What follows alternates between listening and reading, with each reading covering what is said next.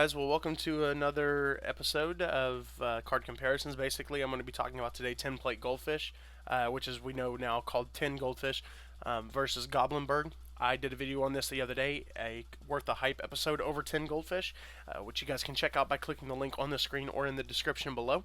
And a lot of you guys came up and said, yes, Kiko, it's a good card, but what about this? A lot of people saw the overall really good side of 10 Goldfish, and a lot of people just automatically try to discredit it.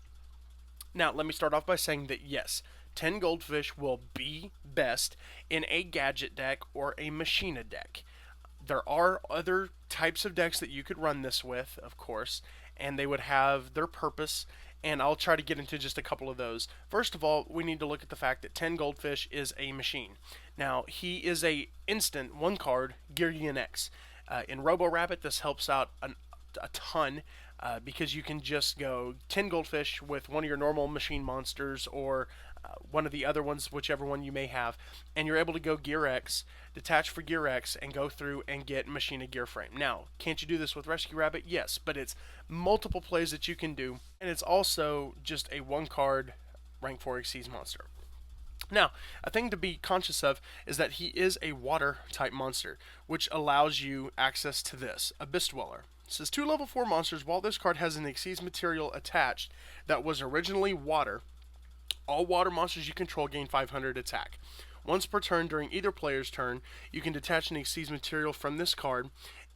Any card effects that activate in your opponent's graveyard cannot be activated this turn. So we all know this is really good to be able to use against water, the water deck. So that's one option that 10 Goldfish gives you option to run. Also, 10 Goldfish has 2,000 defense, so if you need to set him, then you're good to go there. 2,000 defense is absolutely amazing. Now, let's contrast that to Goblinburg. Goblinburg has 1,400 attack, and 10 Goldfish only has 800. So if they get Veilered, Goblinburg is better, but let's face it, if he gets Veilered, you're screwed either way. It doesn't matter that you're going to lose 600 more life points with having 10 Goldfish. That's not really the big point here.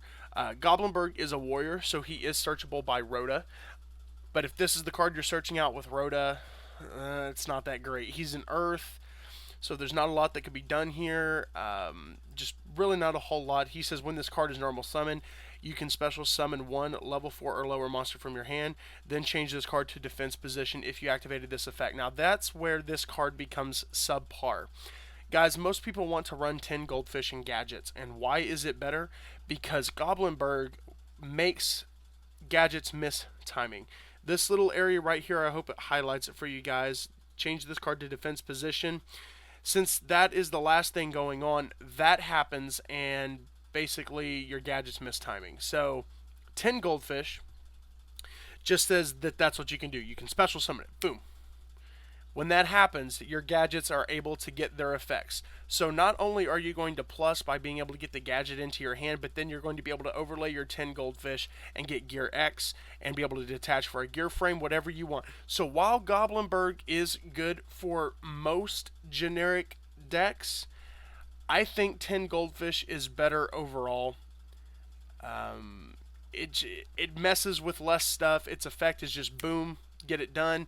Goblinburg makes you switch him to defense and just can screw up too many things.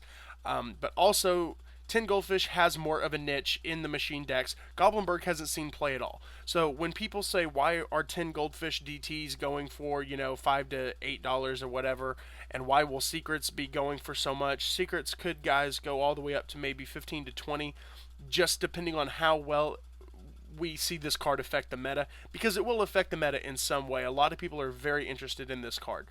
So guys, I hope you understand a little bit of the contrast to this and Goblinburg. Yes, if you're running Rescue Rabbit and you wanted to run Goblinburg so that you could go Goblinburg, Rabbit, Banish Rabbit, 2 normal monsters exceed into a Shockmaster or something, sure, you can do that with Goblinburg. That's fine. But this card has more synergy with more decks. It works with more decks as much as this is just kind of a standalone monster, but he's not as good. But he is searchable by Rhoda, so I will give you that. And he's cheaper, so he is a cheaper alternative. But one big thing is that in this metagame, he does give you access to Abyss Dweller, which is a big, big thing right now. So let me know what you guys think about this episode. Let me know what you think about 10 Goldfish. Have I changed your mind on it just a little bit? You think, okay, I see why it has a slight edge over Goblinburg, or are you a hardcore Goblinburg fan? You know Goblinburg is the best, and that's the card you're going to be using. Let me know in the comment section below what you guys are going to be using Goblinburg or 10 Goldfish in for the next format, and if you think it will be much of a meta changer at all. Thumbs up the video, share it on Facebook, friend me on Instagram, Facebook, and Twitter. Links in the description below. Thanks, YouTube, and I'll talk to you guys later. Bye.